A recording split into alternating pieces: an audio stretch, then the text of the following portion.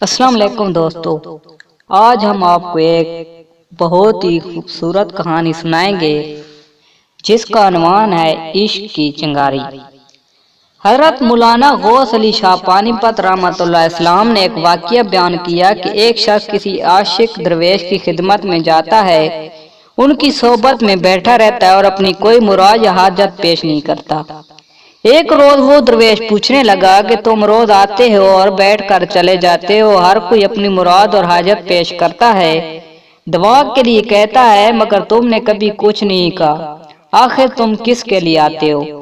وہ شخص کہنے لگا، حضور میں تو عشق کی چنگاری لینے آتا ہوں، میں فقط یہ چاہتا ہوں کہ مجھے عشق کی آگ لگ جائے۔ یہ سن کر مرد و درویش چپ رہے۔ کچھ دنوں بعد انہوں نے دوبارہ پوچھا۔ اس شخص نے کہا کہ میرا تو بس ایک ہی مطالبہ ہے۔ وہ بزرگ پھر چپ ہو رہے۔ اسی طرح کچھ دنوں کے بعد انہوں نے پھر پوچھا تو اس نے اپنا مطالبہ دہرایا کہ مجھے عشق کی چنگاری چاہیے اور کچھ نہیں چاہیے۔ اس پر وہ بزرگ کہنے لگا کہ کل جنگل میں فلاں جگہ جانا، وہاں ایک شخص پڑا ہوا نظر آئے گا، اگلے دن آ کر مجھے اس کی حالت بتانا۔ اگلے دن وہ شخص جنگل میں اس مقام پر گیا تو دیکھا وہاں ایک شخص پڑا ہوا ہے جس کا سر، بازو اور ٹانگیں درد سے جدا پڑے تڑپ رہے ہیں اور خون کے فوارے نکل رہے ہیں۔ یہ حالت دیکھ کر وہ شخص واپس بزرگ کے پاس آیا اور لوگوں کے جانے کے بعد بزرگ سے کہنے لگا، میں نے دیکھا اس شخص کا ہر اعضاء درد سے جدا اور تڑپ رہا ہے۔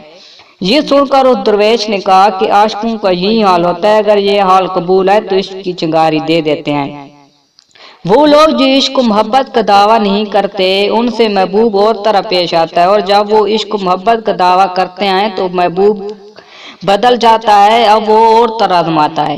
ان عشق و محبت والے کے بارے میں ارشاد خداوندی ہے، اور تم کو کچھ خوف سے، کچھ بھوک سے، کچھ مالوں سے، جانوں اور پھلوں کے نقصان سے آزمائیں گے۔ جو عشق و محبت کا دعویٰ کرتے ہیں انہیں آزمائش کی بٹی پر چڑھا دیا جاتا ہے، اور خوف بھوک کے ساتھ مال و جان سے بھی آزمایا جاتا ہے۔ والسلام۔